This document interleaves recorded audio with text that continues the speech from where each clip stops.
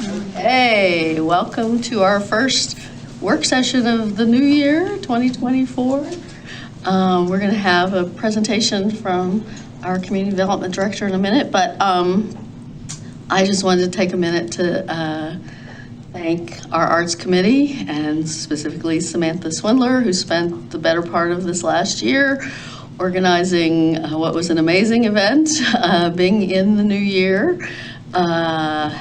She was worried. I was there to help a little bit in the afternoon, and she's like, if we can just get 300 people. I'm like, okay, maybe you had 3,000 people, at least a few thousand. So it was a great event. People were thanking me right and left, and I had to keep saying, I don't get any credit for it. The Arts Committee did it. It was completely volunteer driven. It was awesome.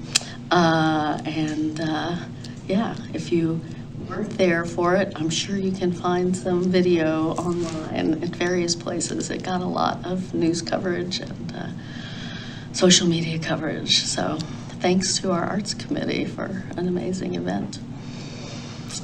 And with that, we still are waiting on Councilor Khosrowshahi, but I guess we can launch into discussion of Milwaukie Bay Park parking. Go for it. Good afternoon, Mayor and council members. Save the best for first. Milwaukie Bay parking. So this has kind of been on and off conversation with Ann and I about when to bring this up as a topic for discussion. Anecdotally, I've heard basically no one has been happy with this parking lot in this parking space since I've been here. I've heard that there hasn't been enough parking for trailers and for boaters, and then also for those that would like to use the river for fun and the park. So today we thought we'd maybe just open up that conversation a little bit more and talk about how and why we got to where we are currently and what opportunities, if any, are there in the future. And I'm sure that each of you have your own stories, or have heard many people say their own opinions about that space over the years, so just opening it up to help direct maybe conversations in the near future. So with that, next. As you know, Milwaukie Bay Park downtown, there's about 20 or so spots of trailer boating parking, and then about 4 spaces of just regular vehicle parking. Within the lower level. Yes, right, within the lower level. Councilor Khosrowshahi, welcome. Just getting started.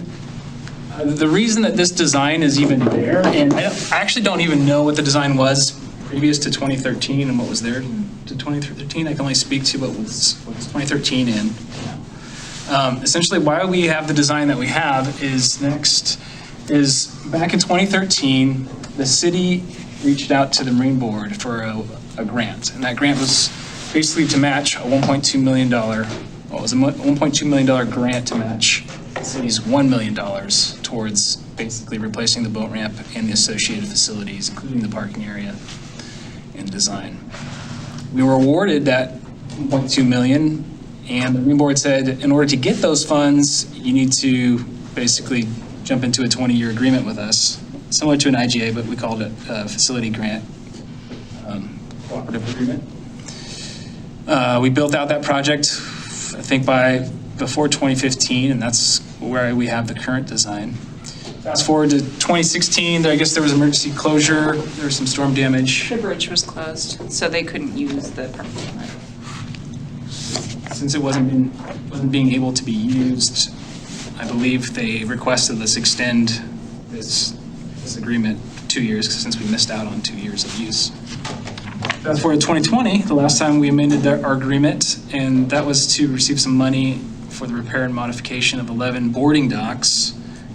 And in order to get that money and to do the repairs, they added another 10 years to that agreement. So essentially, we have a 32-year agreement with the Marine Board, so going to 2045. Did NCPRD make that agreement? Because I don't remember that being brought to council. Actually don't remember. Sure. Very interesting. Yeah, 2013, there was the only thing I've seen that was definitely on council that I can confirm for sure in this discussion is the 2013 That was in the form of resolution, and that was, the original agreement was reviewed and approved by council. They did give us some additional cash too in there, for I believe the bridge as a match to the FEMA funds and for some of the additional repair work we did in the site. So they have contributed more than the 1.2. And we can get you more details if you all want to take this on. But the short answer is we have a very long agreement for not a whole lot of money. And I would say that our court, there have been court days when 50% of the complaints are people who have gotten a ticket for kayaking and getting a ticket for parking in the wrong stall. The judge has repeatedly over the years asked me to bring this up to council to see if there's a way to reconsider this agreement. So there's some options. Yeah, there's some constraints over the 32-year agreement that's in place that gives the Marine Board some discretion in anything we do there. It gives them some power, some leverage for many years to come. And so the reason that it was designed that way is because they approved that design. They were part of that process. And so any change to that design, however we want to, whether that's manipulating parking or just adding more vehicle parking here and less boating parking here, that would all need to go through the Marine Board again for approval. The grant funds did come from very specific sources that were related to boating. So I assume that will also be part of that discussion and why we have what we have. And then finally, just another kind of constraint or consideration in this is that specifically in the agreement, there's no allowance for commercial use, so it's prohibited. So paid parking of any kind is called out specifically. Would you say that again? Yeah, paid parking, or basically it's called out as commercial use is prohibited of all So a kinds. recreational boater who's paying for a parking spot is considered a commercial use? So we would have to go back and renegotiate the agreement, and that's what Gladstone did several years ago, is they took it back, asked the Marine Board if they could start charging non-Gladstone residents a $3 fee for parking in the parking lot, and then they mail out an annual pass to all of their residents, and the residents don't have to pay anything because they're already paying other rates. The Marine Board approved that with an amendment to their agreement. So there's precedence. It's not the only agreement like that along the river. Oregon City has an agreement. So there's room for us if we want to have a discussion around changing that portion of it to make it at least more focused on Milwaukie residents or on specific user types. My guess is we would get pushback if we tried to say that motorized boaters were paying versus non-motorized, just because they have already paid for the use. But otherwise, I think there's probably a lot of room for open discussion. Yeah, I've gone to some hearings of the Marine Board on various things, and yeah, the issue is, the motorized boats pay a licensing fee, and so that is the money that's going in to pay for these facilities, and the kayakers don't pay a licensing fee, and so that's why the Marine Board looks out for the motorboat people so much. Did that change? I feel like the There was a proposal to change it. I don't know if it ever passed. I don't know, I have to pay a permit fee on mine. On your kayaks? You do? We do an annual payment. Oh, okay. Maybe that did change. But it was definitely after this. So maybe even there's some room in that if there's a way for them to justify if non-motorized boaters are paying a fee as well. Well, Yeah. A lot of this is what it is. And so, but I got to tell you,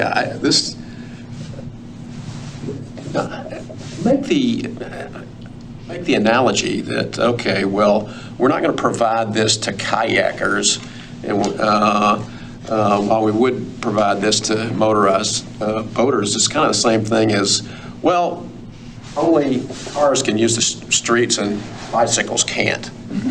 It's the same analogy, and it's a goofy analogy. But I'll stop there because I'm sorry. No, but I like ugh. I like the analogy. Yeah. And I think that there's some room in here to talk about some options. So Joseph put up a couple of questions, but just to flesh them out a little bit more.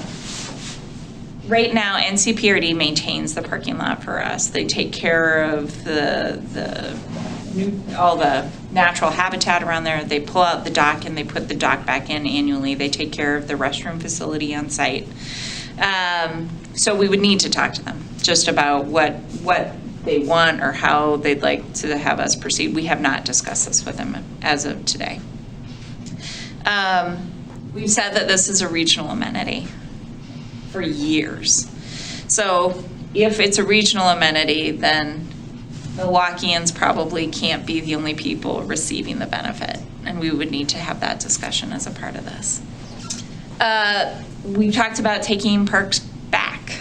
You know, we own our parks. There's an opportunity if the city was going to be building out Milwaukie Bay Park further, or if we were going to be taking on maintenance of that park, for if there's a bond or something else, to talk to the Marine Board about actually buying out the agreement and talking to them about whether or not they'd be willing for us to pay back basically the payments we received in the past, so that we had far more control over the parking lot. We're open to anything, but this comes up at least 2 or 3 times a year. I know it's important to each of you, and so we wanted to create a space for you to talk about all those options and let us know if anything has changed or you'd like us looking at this differently. Yeah, and you might have seen that email. Actually, it was kind of perfect timing for this discussion from Claire Smith, I think it was, kind of talking about her concept or her request about having some kind of shared use between trailer parking and vehicle parking, which that's a Marine Board, I think, question. I thought that was an interesting idea.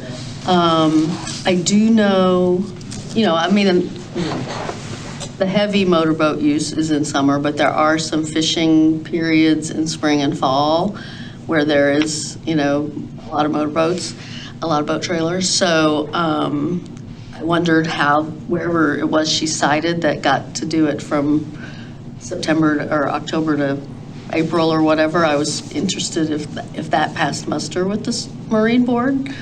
But, it seems like it's something worth thinking about. For parking downtown, and the conversations we've had with the PD over the years, springer season is May. So that's when we see salmon fishermen coming out.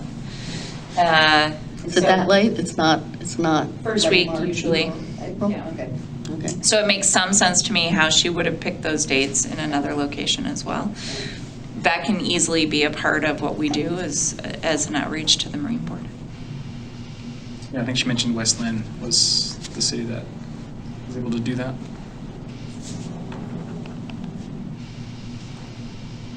Other thoughts? Well, the thing that sort of got me going on this is I felt like, again, we have this regional amenity, and but the easy access was for a sliver of boat owners. And I think people who just want to come to the park, who don't live close to the park and, need to drive. We got people in Milwaukie that's not easy to walk to, who would like to come to our Milwaukie Bay Park and enjoy it. And so they don't get the advantage of parking near the park. And I think it's just horrible that, that kayakers can't use those parking spots. I mean, but, I don't know, that might be, one of option A to go to the Marine Board. I don't know, but, I mean,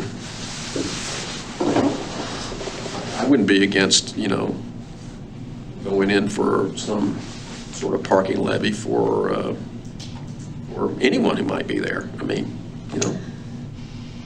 whether they're in a motorized boat or a kayak, or they just, if we somehow figure out a way for cars to go there, I'm not against that. Because it's a pretty good deal, That's what they have at Willamette Park, right, on the other side, up in Southwest Portland is they just have pay parking things, And maybe the Marine Board didn't pay for theirs, I don't know. I'm curious as to, how they got to that, but. Well, and I think Oregon City just increased their rates actually on the river, and I know the Marine Board paid for that. So if you want us to look at a straight parking fee and we want to look at doing some sort of collection on site, we're great with that too, and we're happy to have that conversation with them. I don't think that's the only option, because we talked about a lot more than just that. Yeah. I had no idea that this contract was Never ending. so it's a horrible contract, okay? And, there's not much we can do about it, but I'm like you, I'd like to know who the heck negotiated that. Well, I knew about the first 20 years, but this is the first time I'm hearing about that 2020 extension. I have never heard about that before today. So that happened without the city council being consulted. And perhaps without the city being consulted, yeah. Well, and it's while I'm here, and I honestly don't remember it.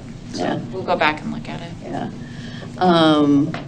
Just as background for people about why, so in the late 2000s, the city, had a big, so the old parking lot, I guess none of you were here then, but the old, I lived here. you lived I here. just wasn't on council. Okay, so the boat ramp was further north, and it was called the Jefferson Street Boat Ramp, and I guess Jefferson Street was the access, but there was basically just a big, there was a paved flat lot, the slope that now exists was created in 2015 and you entered further south, and there was a big flat lot that was, not a very well-maintained lot, and it didn't really differentiate that much between trailers and cars, but I guess there was a trailer section in the middle. And then there was a big gravel lot behind some buildings that had been on the frontage of 99E, and that's where actually the first solstice events happened, was on that gravel lot. They just built a big bonfire on top of the gravel. Had giant, it would be way bigger than this table, the big bonfire that they had back then. So that's what the park looked like then. And then there was this big process to talk about, and there was the Riverfront Board, as it was called at the time, that we hear from Gary Klein from time to time, who's been around and involved in it since then. Anyway, they did a survey of residents, and they had they did a mailer to all the residents, and a thing they mailed back in about prioritizing green space or prioritizing activities or prioritizing boating and parking. There were people who wanted no parking. There were people who wanted it all to be green space and have no parking, and there were people who wanted it to be all parking. And so this was the compromise. This size of parking lot. I don't know that process got into the details of how many boat versus trailer versus non-trailer parking spaces, but definitely the overall limited size of the parking lot was a point of great discussion and great deliberation, and was reached. The size that it is was intentional. Yeah. Thanks, Mayor. So I have a question. So what, and I missed the first part of this, but, and I apologize for being late, but would it require them to renegotiate that deal if you change it to shared parking for certain months, or just an amendment? It's an amendment. Okay. And if it's not at terms that you all are comfortable with, then we don't sign it, right? There's no reason that we have to sign something that extends it right now or does anything else. But I think opening a conversation with them, I'm hearing a couple of options. One is paid parking. One is allowing for less enforcement, even on the existing trailers spots, either just for the seasonal or even year-round. And one is, I still think it's worth finding out what it looks like if they're receiving kayak payments now. What does it look like to allow for more mobility between the stalls generally, and changing maybe some of the design? So adding some flexibility to seasonality of things. And what did you mean by less enforcement? So right now, we're responsible for enforcement, and what happens if we don't enforce is the boaters call the Marine Board and they say they're not keeping up their agreement, and then we get in trouble, right? Because we're not fulfilling the obligations of the agreement. So right now, we have officers who go down there regularly, Carrie's down there a lot, enforcing on who's in the right stalls, especially during things like Springer season when there's a lot of boaters who are trying to get out on the water. We get a lot of phone calls of people complaining that they can't get access because people are illegally parking. But we control enforcement. That's a choice we make. I don't know what the repercussions are of us not doing it. I like that one. I'm not sure where you were going when you said you heard less enforcement. Oh, I'm saying it's an option. I'm not saying that you all have to do it. There's, right now, the expectation in the agreement is that we are enforcing at a pretty high rate. It's a lot of people hours for us. And when we haven't had parking enforcement, we've used officers to stop by there and to write the tickets. So it's expensive to maintain the lot from that perspective as well. Year-round, or is that really just a summer thing? We get the most complaints and we see the most violations starting in May and going through the early fall. But honestly, we have people coming in complaining about this year-round.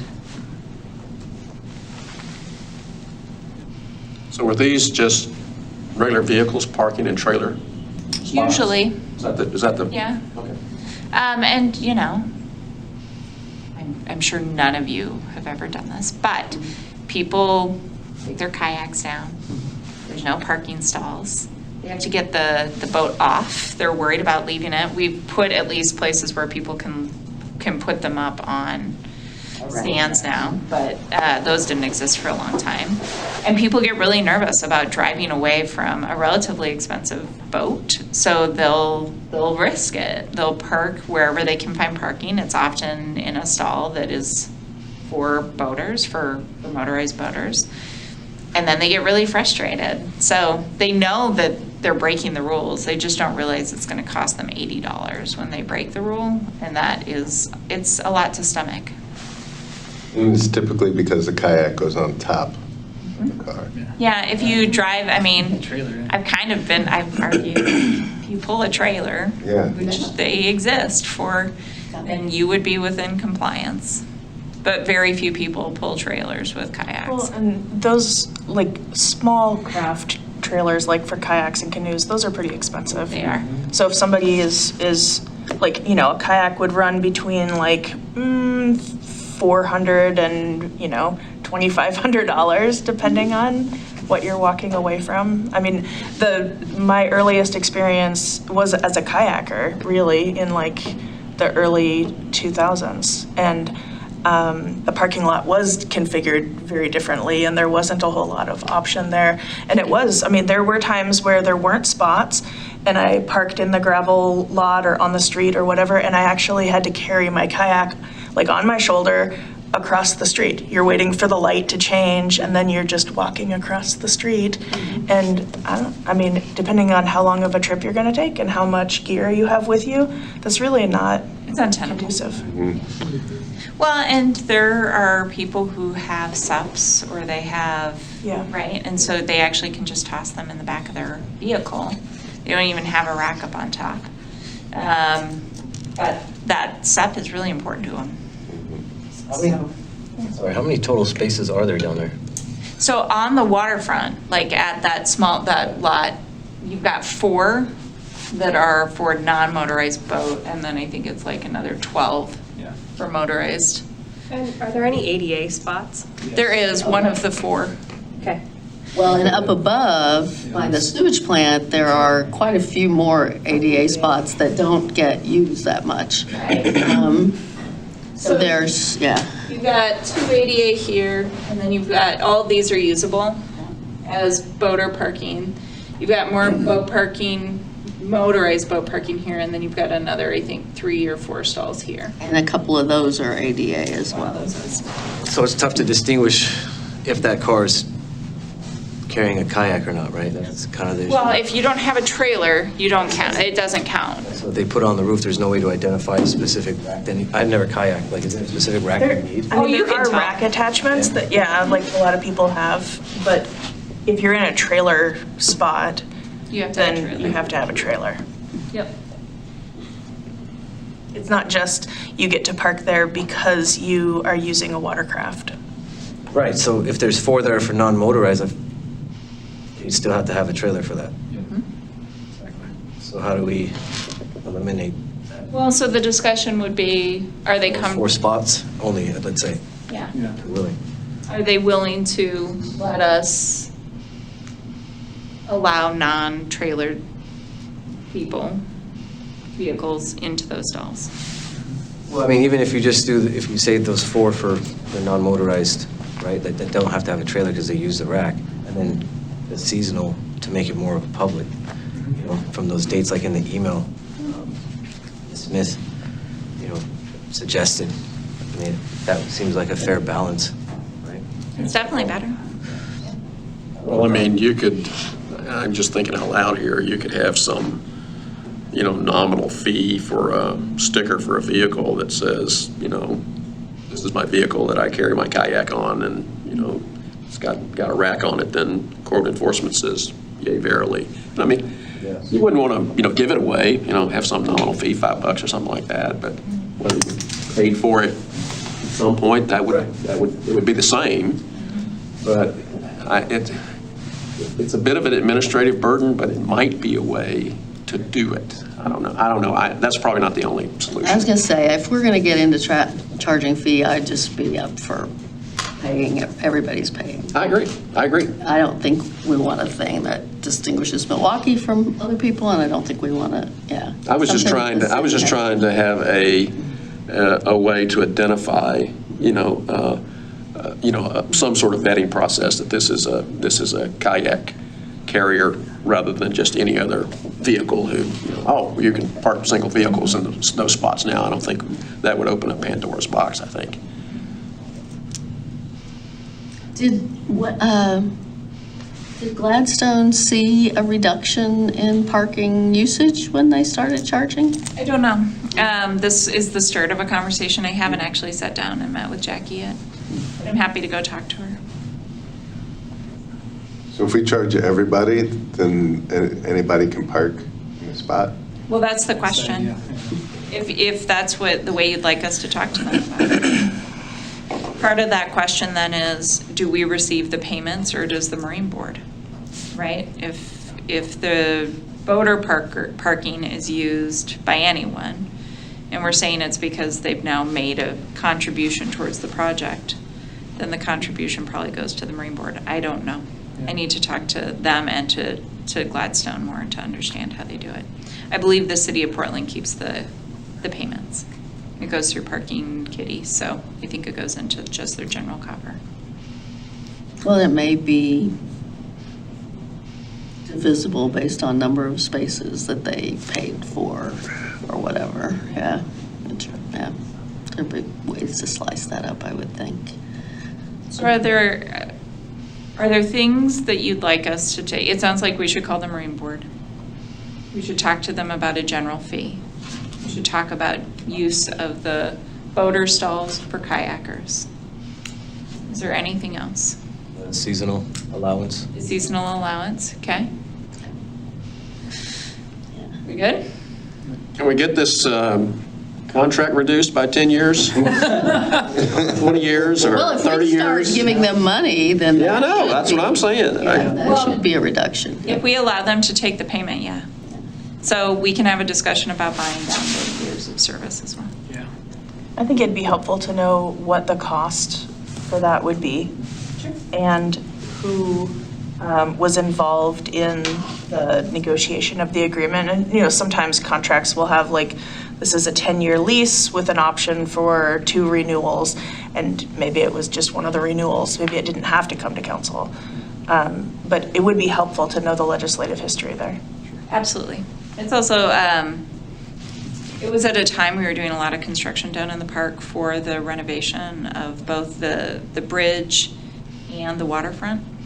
It's possible that Chuck Eaton also negotiated it. I just don't know. I'll go back and look. Okay, we're going to bring this back to you a month and a half. And we'll call Marine Board and see what gets in the next couple weeks. Well, while we're talking about parking, I have a couple questions about downtown parking. Yeah. First off, somebody said to me at the Cherry Drop event, somebody in a wheelchair noted that we don't have any parking for people with disabilities in front of this building. And I realize we have a couple underneath, but people don't know that. Most people aren't going to drive back there, and maybe we should have one in front of this building as well. My guess, just so you know, we have 3 stalls, I believe, out there right now. Yeah, maybe 4. One of them's getting removed for the crosswalk. So the one that's closest to the main doors will be removed to create a safe crossing from the other parking lot. You're going to go down to probably 2. Street parking. Street parking, Yeah. yeah. Right. So we can talk to Jen about it. There are ODOT guidelines about how many spaces you have them on a street. And I just don't know what that is. Yeah.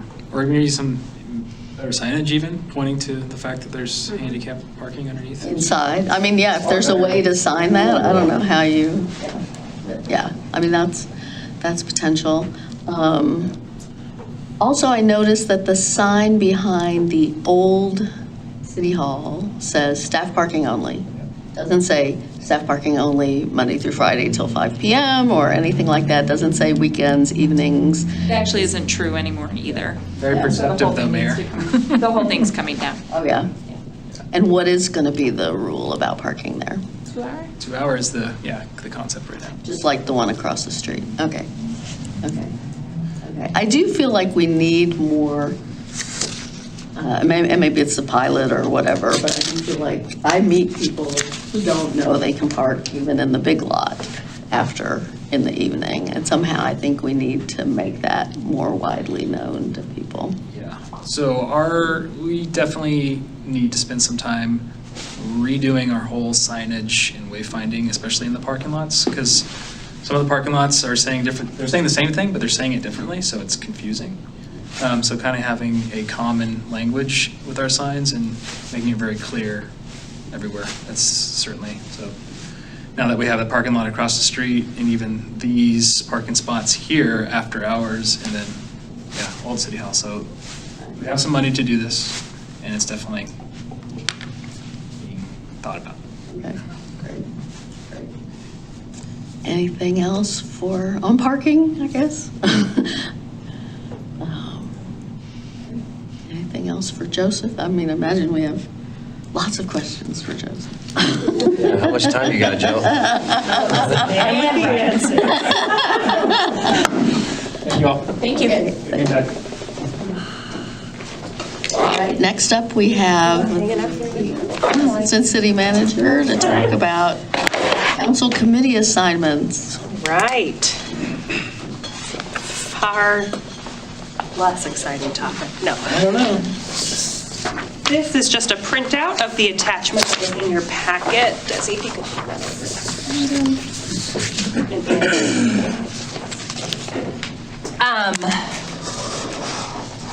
Well, good afternoon, Mayor and Councilors. Good to be with you. So we're talking about, I even got the title wrong, 2024 Council Committee Assignments. So my disclaimer for this one, this is a spreadsheet and even a PowerPoint that I inherited from the previous Assistant City Manager, because this is a housekeeping item that we do every year at the beginning of the year. So we'll just be kind of reviewing this. The plan is to chat about it today. We'll make adjustments on our side, and then we'll kind of approve it at your next meeting.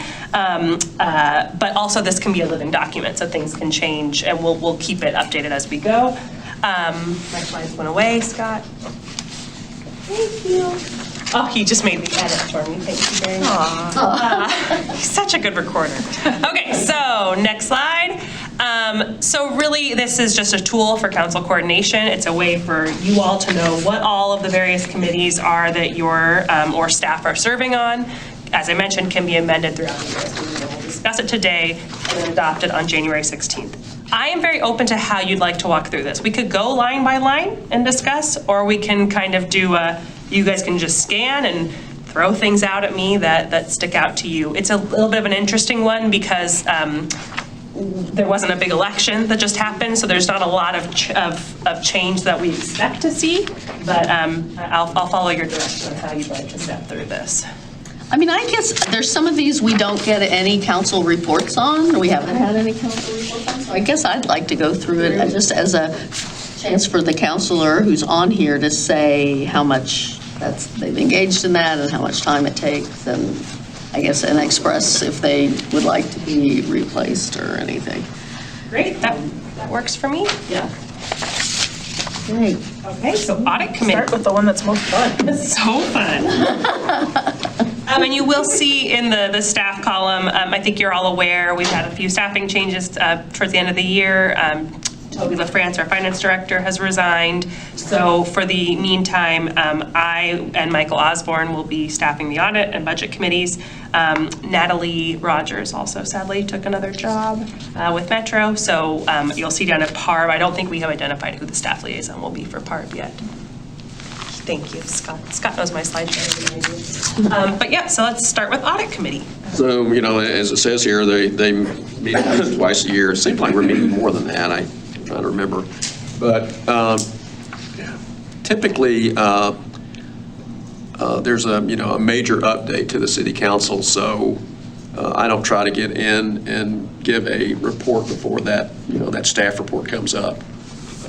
And if there's something that I think is of use that's not going to be in the report or something like that, then I'll bring it up. But typically, this one has a sort of a cycle, and so that's kind of where it is because we get a staff report from the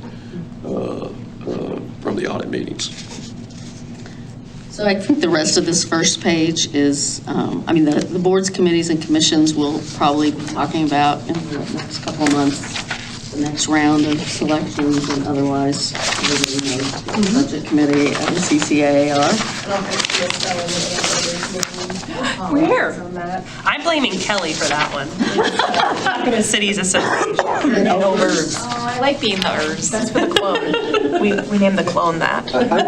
This may be a nitnoid, but it seems like I saw something else on the agenda for this, is that, the CCA dinner, I've gone to, I think, all but one of them. Typically, I don't get a lot out of them, to be honest. The one I went to in Wilsonville, I got a lot out of, but typically I don't. But at the same time, I feel like we ought to have some representation there, so I kind of feel guilty and I go sometimes. Well, we're going to talk, that's our We're going to talk third about that? agenda. I will shelve it. Yeah. Okay. I thought I saw it somewhere else. All right, you want to talk C4? This is the Clackamas County Coordinating Committee.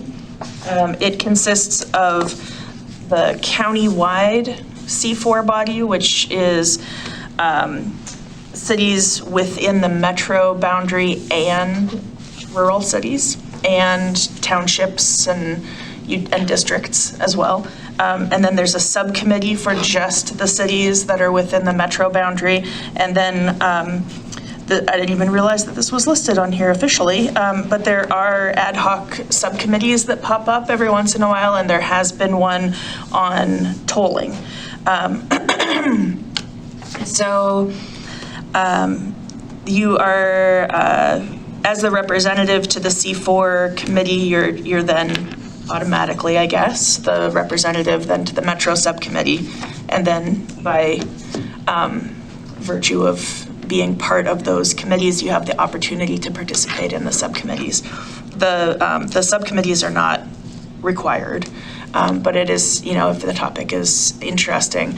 We're moving into, so you've heard a lot of updates around transportation out of those committees in the last year, and that's because we had the regional transportation plan that was coming to fruition. We won't have transportation updates at that level for another 5 years. But what you will hear more are updates around urban and regional planning, probably some housing related conversations. we have some discussion at the large C4 meeting on Thursday night that I think will direct what the agenda, is forecasted for the next year. So I really actually enjoy these. I mean, as much as you can enjoy a meeting that happens late at night and also early in the morning. I like to call them the 12-hour twins. And the 7:30 a.m. is almost always right after one of our Tuesday night meetings. And Really? so, am I selling it? Good job. It's also a committee that has a really big learning curve, and I feel like even though I have a background in urban and regional planning, I'm just kind of hitting the point where, all right, I can hang in these conversations. So I'm interested in still being a part of that group, unless others have a really strong interest.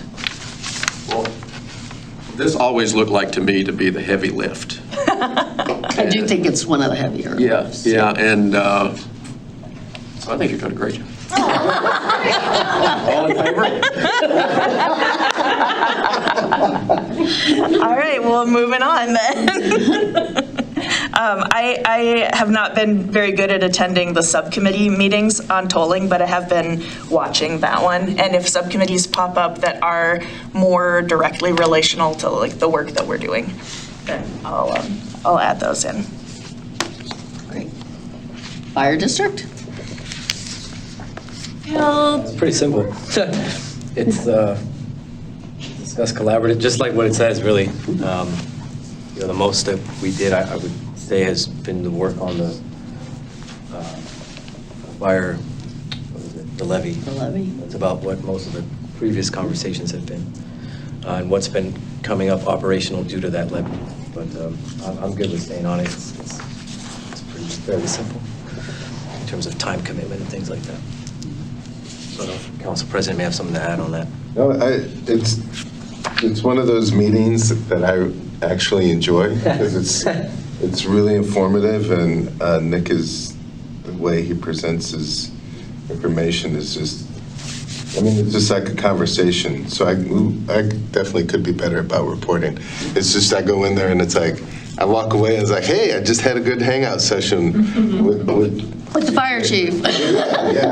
Yeah. So, I mean, I agree with Councilor Khosrowshahi. I mean, but I could be better about reporting. I don't think we've ever. No, we haven't, because it really is just a nice. Yeah. It is. It's really like laid back and. Yeah. And it's quarterly, basically. Yeah, it seems to be about 3 times a year. Okay. All right, library district, we can skip. The child care for all task force. Yeah. So that has never met, even when I was at the ESD and I asked around. Really? Never met. Yeah. It's in the mix. Like it says, they're developing a schedule, but when I was at the ESD, I couldn't get in touch with anyone to give me more information about it. So, Wow. yeah. Okay. That's interesting. Yeah. That's so interesting because like the, what are they called? Clackamas Workforce Partnership. All these people talk, like childcare is a big, like they're working on it. So who's, okay. I wonder if they were watching to see what the implementation in Multnomah County looks like. And then to see if that's something that each county should try and move, or like, or at a state level. Yeah, the legislature also cut a lot of funding for childcare last year. I'm not sure it was. Cut? Yeah, massive cuts, actually, with Wow. childcare. And there's some thought that they're going to fix that during the legislative session this coming year. But it was substantial reductions. And I'm not sure it was entirely intentional. Wow, okay. Well, Damn that's kicker. unfortunately. What's your solution? Yeah, the kicker. I have all kinds of things we could spend. Clackamas County Mayor and Chair, I send you guys notes from that. That's a once a month, more or less, Zoom meeting. And sometimes it's really informative, sometimes it's not. Community Action Board. Yeah, that's a good one. I like that one a lot.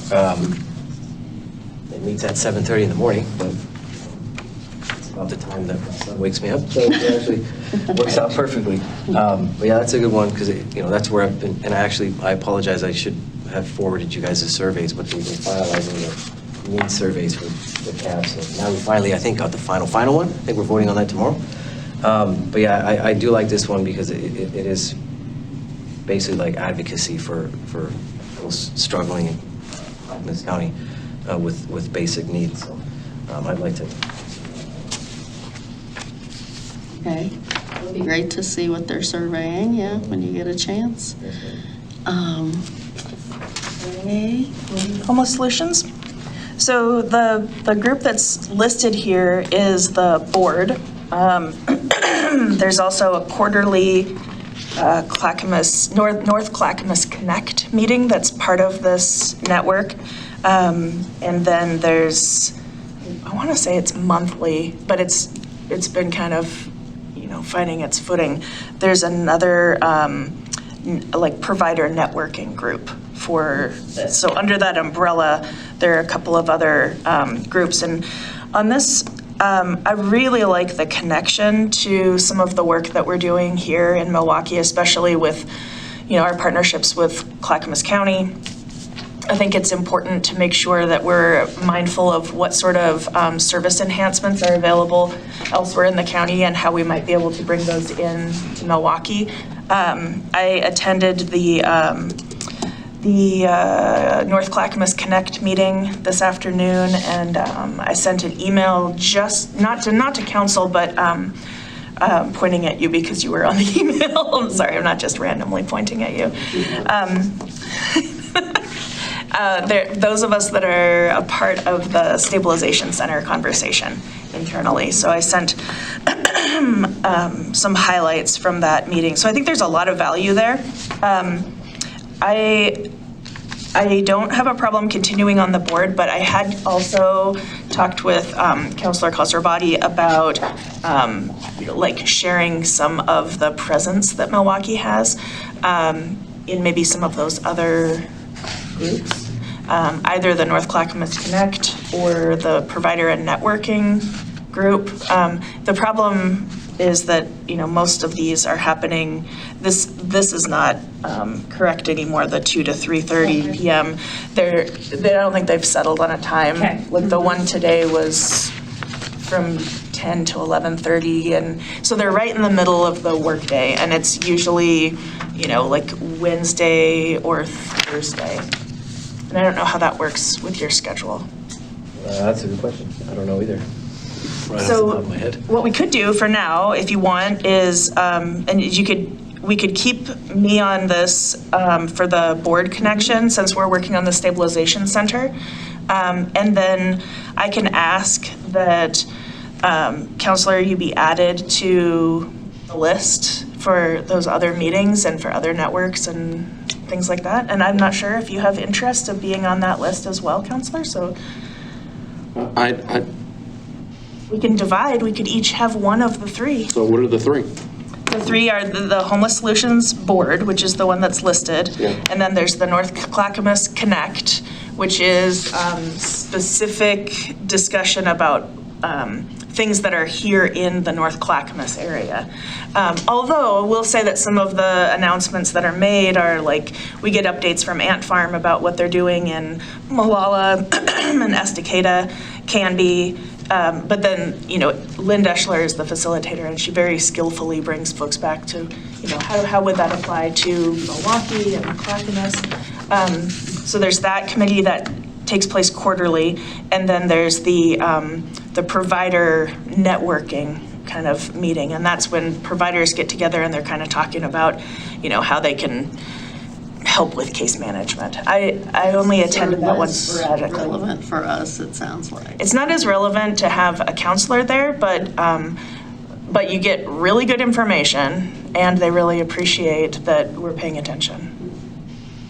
So I've been hopping between the three as much as I can. Well, how often does the provider group meet? I think it's about monthly. That, I'm not sure what I would be able to use out of that, but I'm certainly interested in Okay. it. And I don't know, I'll give it a shot. Provider network. And Councilor Cosrabati, how do you feel about maybe the North Clackamas Connect? Yeah. Or do you want to check your work schedule? I have to check my schedule. Okay. Because that's in the middle of the day, you said? Yeah, all three of these are. What day of the month? So that varies as well. So anywhere like Tuesdays, Wednesdays, I think it's Tuesdays and Wednesdays, maybe some Thursdays. They're trying to settle a bit, but it's been a little sporadic. Yeah, I'll have to find that out, because the flexibility of that is what may prevent me. Just how soon do you find out? Like in terms of like, do you find out the day before, like, hey, we're meeting on Thursday? Sometimes. Great. I will get back to you. Okay, sounds good. We can talk. So just to make sure I capture that correctly, it'll be Councilor Stavanger for the HSCC board, Councilor Massey on the monthly provider networking, and Councilor Kosharabadi on the quarterly North Clackamas Connect. Yes, and I will, after the meeting, connect you with the facilitator for the whole group. Great. So you can get the spiels and the frequency and all that good stuff. What is the North Clackamas Connect? It's where the services around homeless solutions are focused in on the North Clackamas area. So on the urban as opposed to the rural. Yeah, and I would say even a little bit further up, like Oregon City only sometimes gets included in the updates. It's mostly like what's happening in Milwaukie, maybe some Gladstone, definitely Clackamas, unincorporated areas.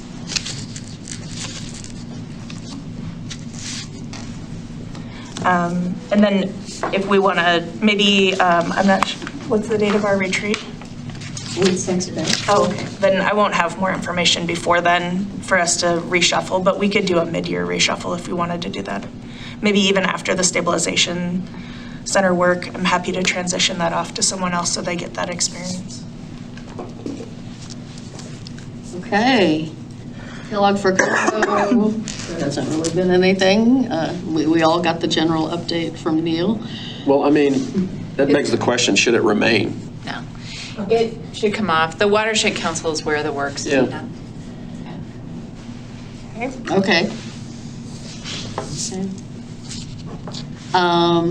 The League of Oregon Cities, I actually had a conversation with Legislative Director today, and unfortunately, we've missed all the opportunity to join these legislative committee or policy committees. So they do policy committees this year to frame the sort of priorities for the 2025 session. They had the application process in the fall. So the committees have been already selected. He did tell me that if any of us wanted to be on one of their committees, you could do it. You could be an ex officio member, meaning you wouldn't get to vote, but that everything in it in terms of participating and questioning and talking is the same for whether you're an officially a member or an ex officio. I don't know off the top of my head. They have usually about 6. One is sort of energy and environment. One is sort of housing. I couldn't tell you what they all are, but they will kick into gear after the short session. They will kick into gear in late March, mid to late March. So when I see the list, he said they were in the process of updating their website with the new committee rosters and stuff. And when I see that come out, I'll send it around to everyone in case anyone is interested in serving on any of those committees and sort of helping shape the league's agenda for the 2025 session. Did they send something out to? Well, I think it was probably in their Friday updates, but I don't remember seeing that they sent a specific thing. I feel like it's a missed opportunity considering our action plan and energy and. Right. It's unfortunate. Yeah, I was going to say both Mayor Gamba and Councilor Heisey had served on. I've never served on one of those committees, but I probably will try and check one out this year. They both had served on the environment and energy ones before. That's wild. I'm assuming that they're the same names, so there's transportation, community development, finance and taxation, general government and human relations, and energy and environment. How the hell did we miss those? I mean, it's tough that they do it in the fall.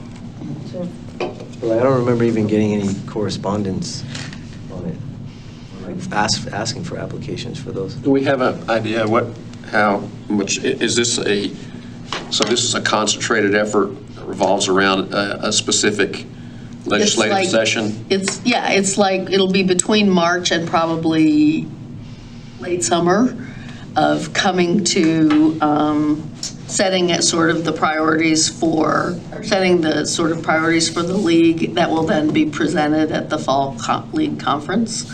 But yeah, it's sort of shaping the league's agenda for the 2025 session. So since there will be a transportation package in the 2025 session, I'm interested in sitting in on the transportation committee. So Jim McCauley said just reach out to him and tell him that you want to be an ex officio. Okay. Did anyone else have interest in that one? I might have interest in that one. I don't think there's any problem. What was the taxation one again? Finance and taxation policy. It says it reviews policy decisions and recommends legislative positions and strategies related to property and income tax, school finance, local government debt instruments, infrastructure funding, public budgeting, state revenue sharing, and financing economic development. Wow, those are big ones. Yeah. Well, I mean, it interests me, but I'm not sure, is that something that the city has a lot of interest in? Well, if we're thinking about Sure. We need, Economic development, we need all those things. ratio. I mean, I think, the league is always making, addressing measures 5 and 50 a priority. It's almost always on the top 5 priorities. I understood from one meeting I was in this year that the mayor of Gresham is kind of leading some kind of effort on some kind of legislation on that. I don't know what it is. But yeah, that is where that would be discussed, so. Well, I might be interested in that. Okay. So that has a different staff contact, but do you want us to just coordinate all of them through the political director? Yeah, I was gonna say, yeah. I mean, I don't necessarily want to be the clearinghouse for everybody, but, I mean, yeah, just reach out to, Well, is it useful to run through these and get an idea, and then I could just send an email you could. or maybe we I don't just wanna step in. do a follow-up and, send the link and let everybody look at it and read it, and rather than doing it in this meeting. And then we can, maybe Emma can coordinate and answer. Okay, happy to. Cool. Yeah, let's do it that way. Okay, great. We all know we're on the local contractor fee board. The Metro Mayors Consortium, I give you guys regular reports on that. I was not at the December meeting and they didn't have a quorum, so not much happened, I think. Because it was like, December 22nd or something. Milwaukie Community Center Advisory Board. This is part of the CAB, the advisory board, and Yeah, I don't think I've ever met at the Milwaukie Center, though. you haven't gone to a Milwaukie Center. That's their board. That's the board for the Milwaukie It's Center. separate from the CAB. Is, the community, that's a different cab, probably. The Community Center Advisory Board is their board. So there may be some confusion here, and that you were signed up for this and you didn't intend to be signed up for this. I don't know. I mean, I don't mind it unless somebody else wants it, but I'll start going there. I mean, this is one that I did go to one of these meetings this year. I was invited by Wilda Parks, who's our, representative to that. Joel Bergman is also, we have a couple of Milwaukie people on that. I did go to one of their meetings this year. I don't feel like it's something we need to have somebody regularly going to. It would be nice to check in once or twice a year, but I don't think it's something we need somebody going every month. Should it be removed? Yeah, probably. Yeah. Doing some New Year's house cleaning here. The redevelopment commission, we all know we're on that.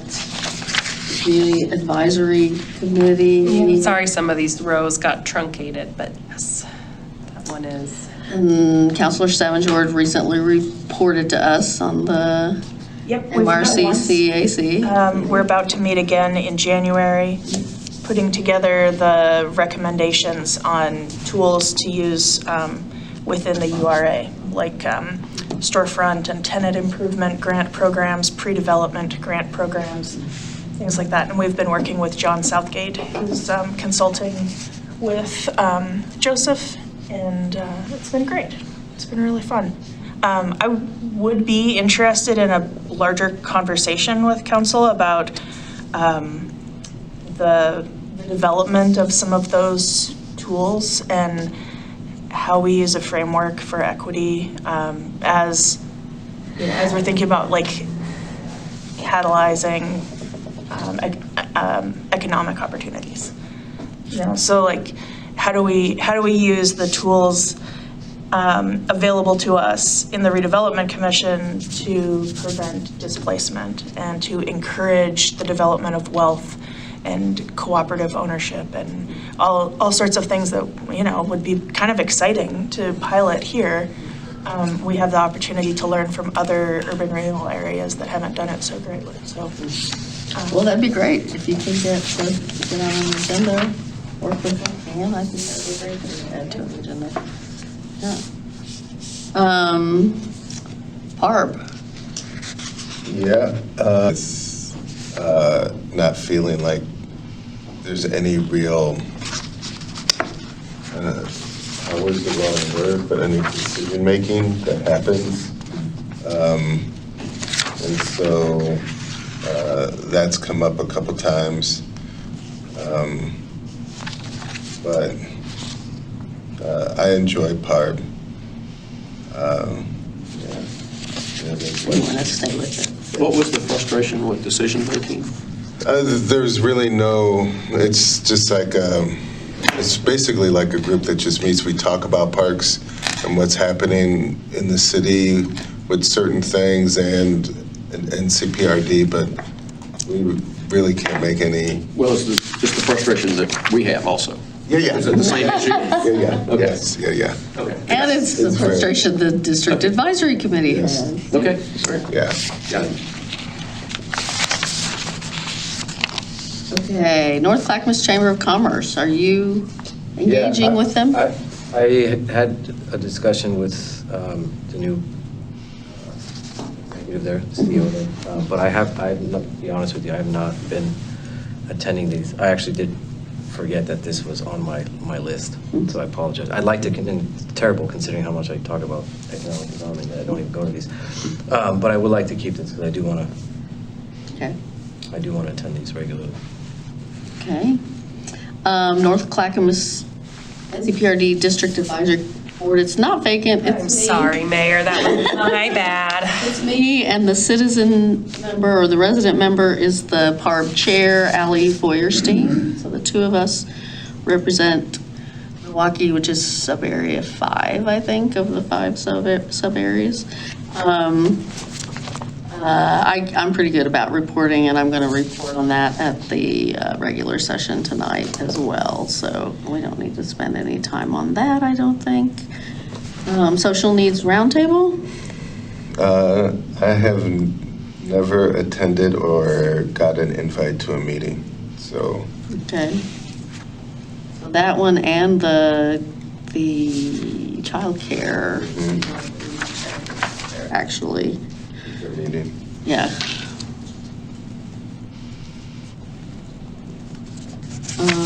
The Watershed Council, Councilor Massey gives us reports pretty regularly. Anything to? No, things tend to slow down in the summer. It seems like all these watershed people like to go kayaking or fishing or something like that. So things get kind of slow in July, and Yeah. so, yeah. Oregon Mayors Association, that's just really an annual conference. That's not a regular meeting, but yeah. So, I mean, and I reported on that last summer. The West Advisory Committee, That one's good. And that one really. I like to stay on that okay. one. Water Providers Consortium, that's Counselor Massey, right? It says it's vacant. I think we need to hold a Doing a vote. great job. My apologies, we'll get that updated. I live for the water providers association because I want to stay hydrated. And it's not a heavy lift, but you know I shouldn't shed light on this. They do some important work and that kind of thing, but they only meet like 3 times a year. But you know, we're kind of in a busy cycle where they're doing the strategic plan and the budget and that kind of stuff. So. A little bit more activity than normal. You know. They have a lot of great resources. They do. Online for both conservation and emergency preparedness, and I do feel like we don't make as much use of those as we could. And they almost had to put some of that in place this summer with the wildfires out by the water purification plant. Yeah, out in the gorge. Yes. Yeah. Yeah. So it was there ready to go. DSP. We have had one meeting so far. We have another one in 2 weeks. So fingers crossed that we'll be meeting in January. And the group is amazing. Mayor, you stopped in to say hi and dash the champagne bottle on the Yeah, that's right, on the bow of the ship. took off. So more to come, and I've been taking notes on some of the things that we've had in our council discussions so that I can try and filter those in at the appropriate point. So more on that soon. Okay. And this last one, I think, is over. It's ended. Finished. Yeah. All right. Are there any things that you have been attending that aren't on here? This is my last question. I have 2 standing committees that I attend that are connected to Clackamas County, but they're not official Milwaukie. Okay. I just bring them in every once in a while to our conversation. Okay. These are just things you're interested in. Yeah, I'm on the Housing Advisory Board, and so that connects to some of the things that we have moving and shaking around here. And then I'm on the Public Health Advisory Council. Oh yeah, you mentioned that. Yeah. That one, I'll be presenting to them on the 8th, some of our discussion around air quality. Councilor Stavanger, would you like us to track? Okay. I'll just continue to weave it in when it's appropriate. Okay. That was it for me. Good job. You worked real hard at it. So hard. All right. So as a reminder, we bring that back just as a resolution adoption. We'll probably do that in end of January. All right. Thank you. And now Scott to talk about the You need me to run? CCA dinner. It's our turn. Coming up in June. Oh. Good afternoon, Council, Mayor. As was sort of alluded to a few minutes ago, I'm here to give an update and get mostly to hear from you feedback on Clackamas Cities Association dinner. By way of history, it's something that the city has participated in with all other 12 cities in the county of Clackamas. The general gist of it is once a month, one of the cities hosts a social networking and informational dinner for elected officials from cities across the county. The Board of County Commissioners tends to come, Metro councilors tend to also come at various times, depending on the topic. Members of the state legislature have also attended. It's a networking and learning situation. It happens monthly, but during the summer it doesn't happen, and during the holidays it doesn't happen. So really 7 out of 12 months a year it happens. In the last 10 years, Milwaukie, I think, has probably hosted the most dinners consistently. Given that there are 12 counties and you only do it 7 months of year, generally a city will host every 2 years. There was a period there where we were fairly aggressive and we were on the calendar every year. Mayor Gamba had a legislative preview panel that he liked to organize in January and invited members of the legislature to come. And we did it at Bob's Red Mill at least 2 or 3 times. And that was sort of the platform we had run for a few years. But we've also done things like the Masonic Lodge a couple of years where we highlighted all the changes that were occurring in downtown Milwaukee. And before that, the very first one I helped organize in 13 or 14 was at the old Amadeus restaurant. And we did a really interesting economic, we had economists from the state workforce folks came and talked to us about the future of the economy in Clackamas County, Milwaukee, and that was really interesting. So as you have attended those, you've seen what other cities have done, different topics. Sometimes they're basically field trips, and you see like the falls or different events or venues in the cities across the county. The closest we've probably come to that is our walking tour we did a couple times in downtown Milwaukee. So with that being said, we did not do it in 2023. We sort of took a year off and let other cities step up. And so in our natural rotation, we were on for May of this year, 24. We have been asked to move to June, asterisk. Malala is hosting in April, and their dates, because of the LOC Spring Conference and some other things happening, their dates slid into the first week of May. And so there was a conversation about, well, probably don't want to go to 2 meetings, 2 dinners in 1 month, kind of pushes us, and nobody had taken June, so there was a discussion, and we've tentatively, pending council affirmation of this tonight, we've tentatively agreed to take June with the idea that we'd probably do earlier June to kind of match the slide into early May.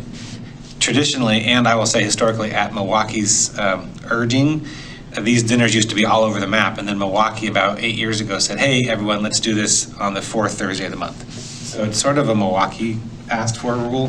This is the 4th Thursday of the month for consistency. It would often before that be on a council Tuesday night, and nobody from here could go.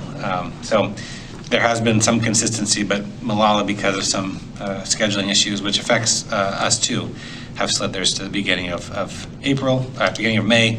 And so we're looking at potentially doing it early June instead of late May, so a week or 2 difference.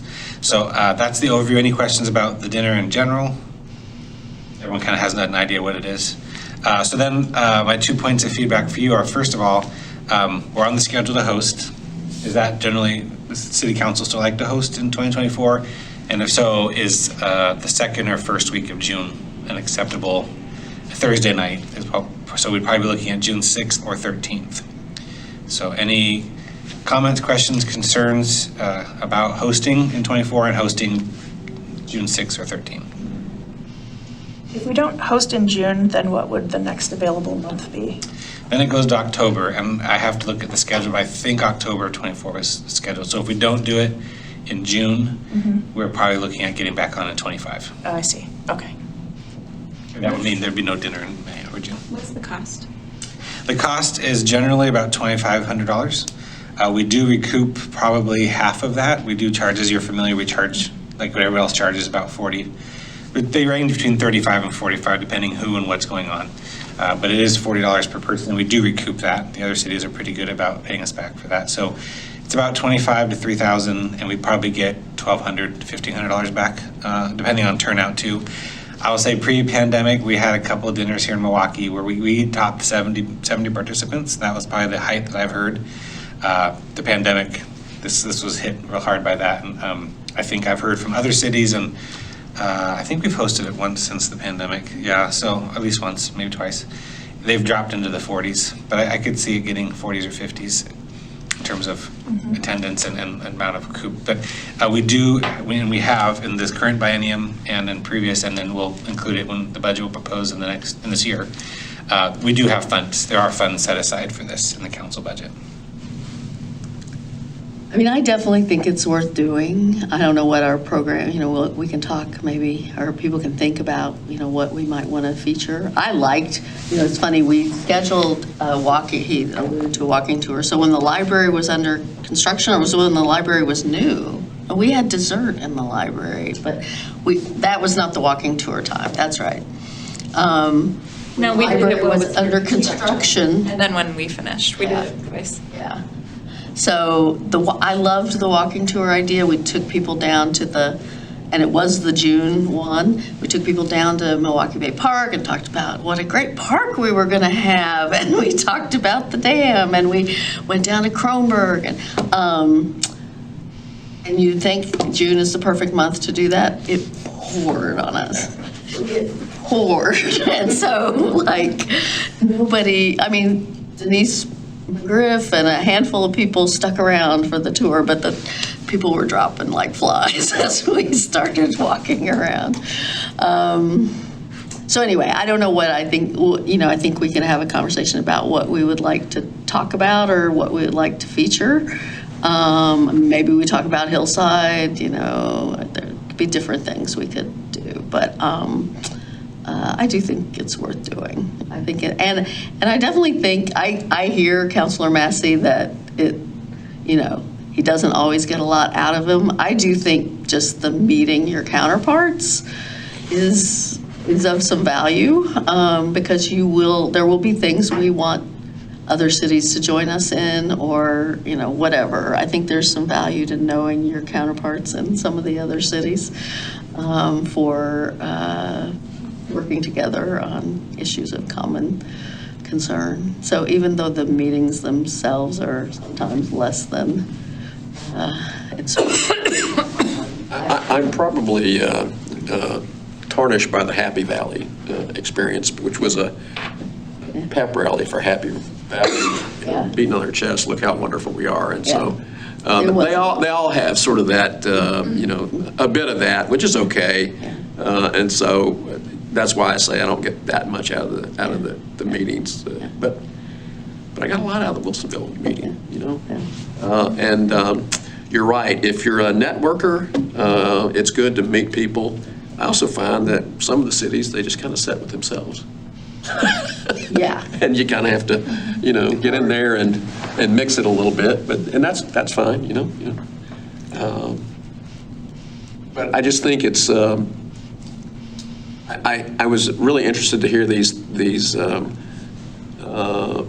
thoughts about some of the previous programs that were, sort of out of the, the ones that Gamma came up with. I guess it sounded a little bit out of the ordinary, a little bit more focused rather than, sort of a general, here's Milwaukie kind of thing. I kind of like that idea, that it have some sort of theme or something. Well, he specifically wanted to do legislative, and so they happened in January, typically end of January, and they were, the legislative agenda, and it was 3 or 4 legislators, representing different parts of Clackamas, talking about what they expected to happen that term. And they were pretty well attended. Yeah. They were hard to hear sometimes. There was definitely some logistical things with some of them, but yeah. And we're starting to see more state representatives and senators and metro commissioners popping up for some reason, which I think revolves around November of 2024. Yeah. But so there's some more faces that are coming up. Yeah. So based on that, you want to keep the dinner. You all want to think about themes that might be helpful. We can come back.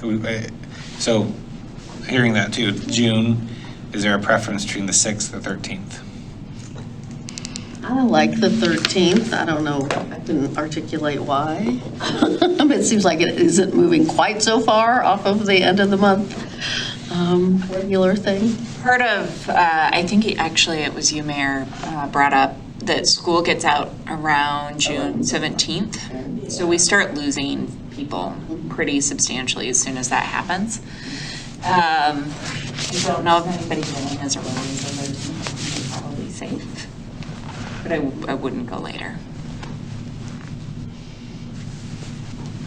Well, the 6th is a C4 meeting, so a lot of the city representatives will be there. So should we pencil on the 13th? See how that feels? Stick.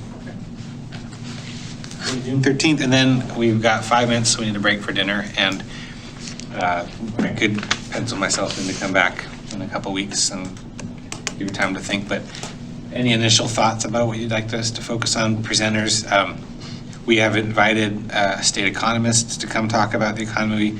We've done a lot of local, kind of the Milwaukie version of showing off downtown. There are other corners of the city. There had been talk about going out to North Clackamas Park, perhaps, because there's a venue there. That's been one of the challenges of this thing for us, is that we don't have a ton of venues that for 60 to 75 people. But we could also do here and talk about this. Other cities I know have invited state leaders. I think one of the Secretary of States came to Wilsonville once. So any initial thoughts about what you'd like us to build a program around?